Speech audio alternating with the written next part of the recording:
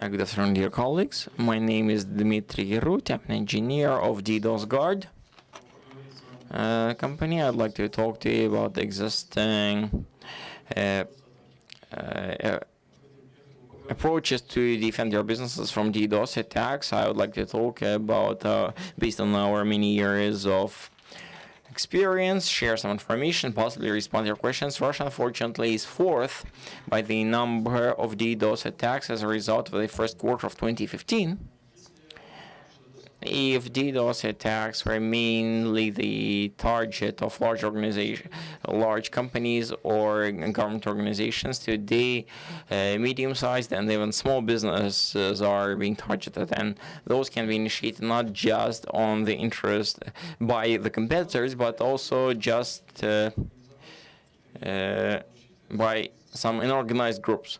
Thus, it's important to organize defense of your systems from DDoS threats, and the analysis of the market shows that they are not just the solutions from the vendors. There was possibility of getting the services from specialized companies. I'd like to offer your attention some conclusions, some schemes offered by the companies. Here you see a typical scheme when the client just starts thinking about buys expensive equipment, installs it on his side between their routing equipment as well as the provider equipment, that is to analyze the traffic, the network provider network, as well as some applications, and whether the anomalies are disclosed, take measures to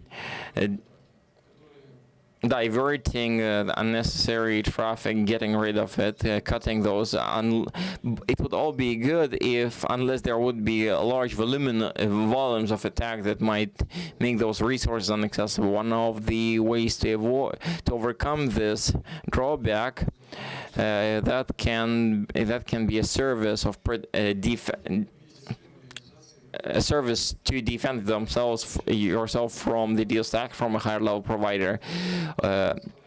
Internet service providers are providing that kind of service as an additional service. This scheme is more stable in case of a greater number of DDoS attacks. And let's take a look what's happening as soon as the anomaly is disclosed. Parasite traffic is being redirected to a specialized center, clearing center of the network operator, and after the clearing, it is being routed to the client, sent to the client. That leads to a number of desirable aspects, such as routing, especially if the client has sensitive services such as game servers and many other things.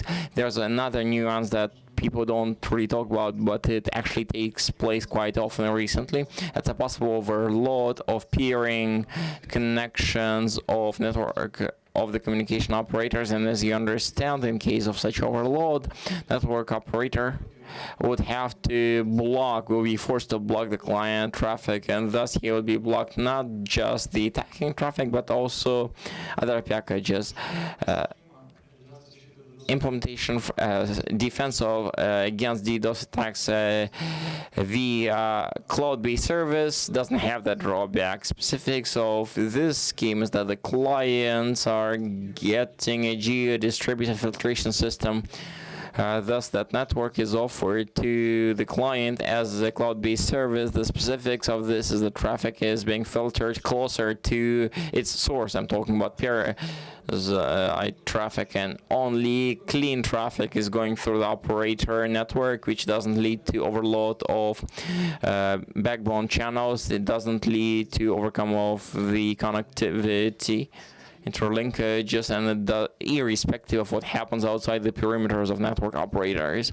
One of the advantages of this layout, probably the main advantage of this kind of scheme, is that a cloud-based service can be provided irrespective of what communication, what operator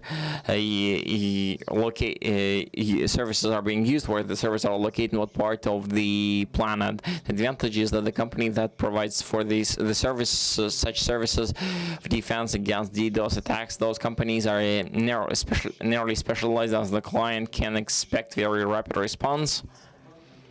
And both standards and non-standard keys can be considered any time in the shortest period of time, as well as those connecting or respecting services can take from 15 minutes to maximum to a number of hours maximum.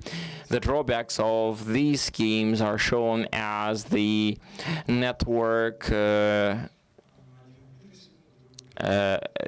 situation in the process. Two graphs, one in packages per second below, as well as in bits per second above. In this case, the attacks with an average of some 80 gigabytes per second, about some 20 million packages per second, are being shown here, successfully rejected because the fluctuation of the traffic does not reflect on the outgoing clear traffic, which is below lower than zero, and it means that such a layout works quite well with that kind of peak loads, and that's not the maximum. I'd like to also talk with the various color codes are showing the traffics coming from various parts of the network, from Russia as well as from Europe and other areas. And thus, summarizing my presentation, as of today, our layout shows that the scheme of overcoming DDoS, protecting yourself against DDoS attacks through a cloud-based service, is the most optimal for most clients using internet to conduct their business. Thank you very much for your attention, and I'll be ready to respond to your questions.